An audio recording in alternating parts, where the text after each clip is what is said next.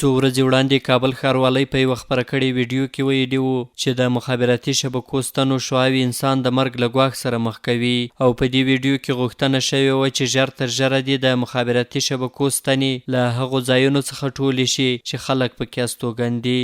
د کابل ښاروالۍ دې څرګندونو د مخابراتي خدمتونو د تنظیم ملي ادارې غبرګون راپارولی او ویلي دي چې د کابل ښاروالۍ دا ډول بې اساسه څرګندونې عامه اذهان ګډوډوي.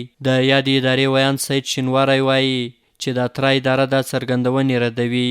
شهرولی کابل به تاریخ 8 جوزا سال 1400 یک کلیپ ویدیویی از کانال‌های رسمی خود منتشر نموده و ادعا می‌کند که موجودیت آنتن‌های مخابراتی در مناطق مسکونی مرگ تدریجی را به بر می‌آورد و مناطق مسکونی باید از آن پاکسازی شوند.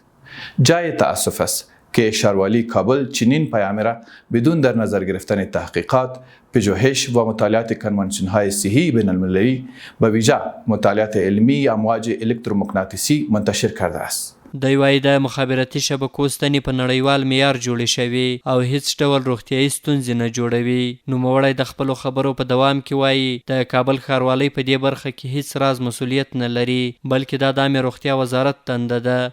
د اترا ادارې رسمي دریځ په دې هکله دا دی چې د کابل ښاروالۍ لخوا یادې ویډیوي څرګندونې کاملا غیر مسؤلانه او له تخنیکي پلوه رد دي.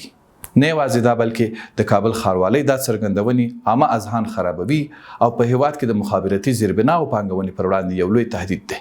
خو د سید شینواری په خبره چې د افغانستان د عامې روغتیا وزارت هم تایید کړي چې له مخابراتي ستنو څخه روغتیایي ستونزې نه رامنځته کیږي.